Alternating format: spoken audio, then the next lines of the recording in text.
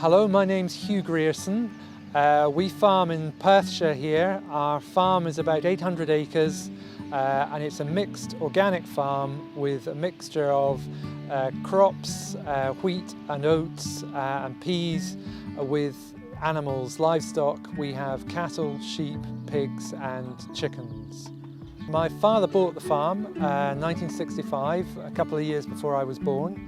And him and mother farmed it in partnership. They farmed it very much the traditional way for this area, malting barley, beef cattle, and a rotation, a mixed farm with several years cropping and several years down to grass, rotated around the farm. I went to agricultural college and came back and joined the farm, joined the partnership, but always wanted to farm organically. So by the year 2000, we'd gone through conversion and converted the farm to organic. This allowed us to keep many of the traditional things we wanted, the crop rotation, the mixed farming, but gave us a higher premium for our products and created a lot of environmental benefit. We have cattle, we have sheep, we have chickens to eat and laying hens, and we grow a lot of the food for them, pigs I should mention, so we grow wheat and oats and to feed them with. We don't sell the cereals, it stays in the system, and then we have a butchery, so we actually sell the meat from the cattle, sheep, pigs, chickens ourselves. Flavour of our meat is very important to us, having a butchery on the farm. And there's no doubt the feed we feed the animals has a huge influence on the quality of the meat we give out.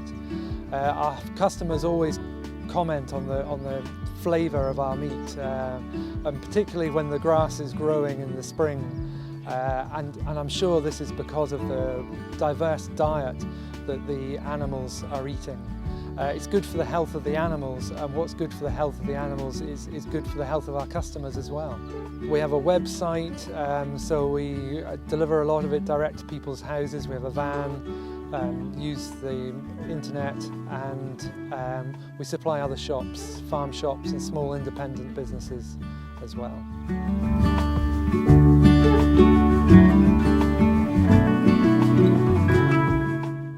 This crop is an intercrop of wheat and peas.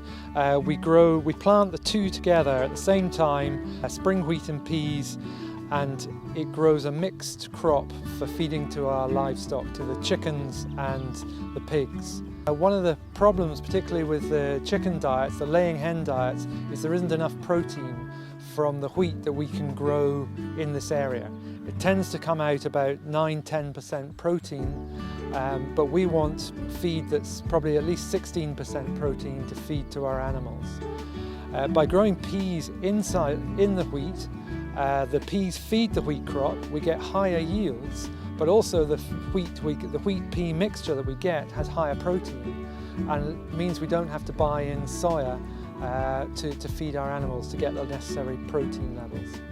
The peas are legumes, they fix nitrogen, so they're feeding the crop of wheat. The wheat is also providing a structure for the peas to grow up so they don't go flat. And by growing the two together, we're able to combine it. We did in the past, many years ago, try growing peas by themselves, but we couldn't combine it. In our wet climate here, it was just too wet. But the crop as a whole is diluted, as it were, by the wheat, and it goes through the combine at normal moisture levels that we expect for harvesting grain. Some farmers do separate out the peas and the wheat to sell them separately, but for us it works very well. We get a mill in to mix our rations for our chickens, and it mills up the wheat and the peas together and feeds it as one. And anyone who's doing that, feeding their own rations, really should be trying it.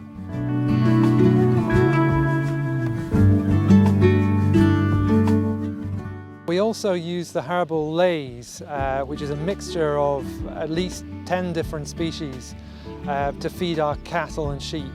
Our cattle and sheep are pasture fed, that is they're not fed any grains. In the summer it's grazing, in the winter it's silage with maybe a bit of minerals supplement, but that's it.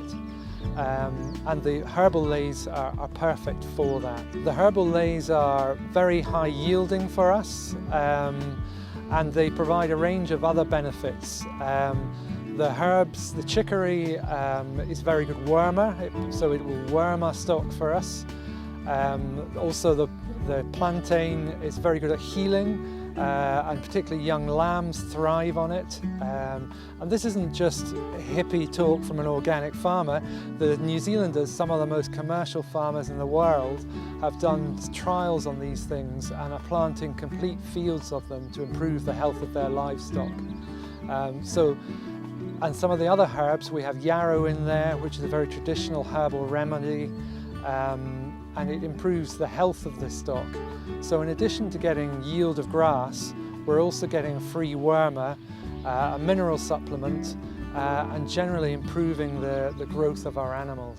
For us as organic farmers, we get much better yields by mixing our species. If you're a conventional farmer and you have a single sward of ryegrass, and you put on the optimum amount of fertiliser, get the optimum amount of water, and everything goes well, obviously you'll get very high yields that way. But once you take away the artificial fertiliser, that ryegrass sward will give me, as an organic farmer, a very poor yield. As soon as I add clover, I double that yield. And every time I add another species, I increase the yield again. So for those of us who want to farm in a regenerative way, this is how we rebuild our yields without inputs that might be damaging to the environment. Since we've gone organic and then increased the diversity of our cropping, we've seen a build-up of diversity, biodiversity on the farm, an increase of the small animals, the slugs and the snails, the butterflies and insects. And that, of course, leads to an increase in the larger species as well. We're also very interested in the health of our soil, and all these techniques that we're doing improve the life and the biodiversity within the soil. And as that soil health improves, it improves the yield of our crops and again the biodiversity living on the farm.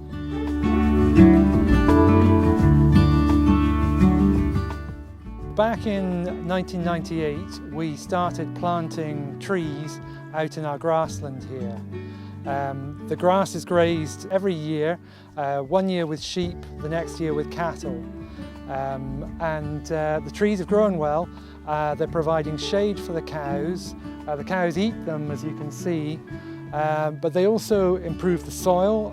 They improve the amount of water that percolates into the soil, the amount of carbon that's accumulated in the whole system, and support a heap of insect life that supports the bird life beyond that. So they're an all-round improvement on the biodiversity of the farm. We've planted quite a mix in here. Some are native and some aren't.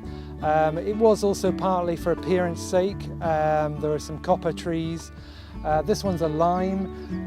It's very good. The cows love eating it, and it's really the bees love it, insects love it.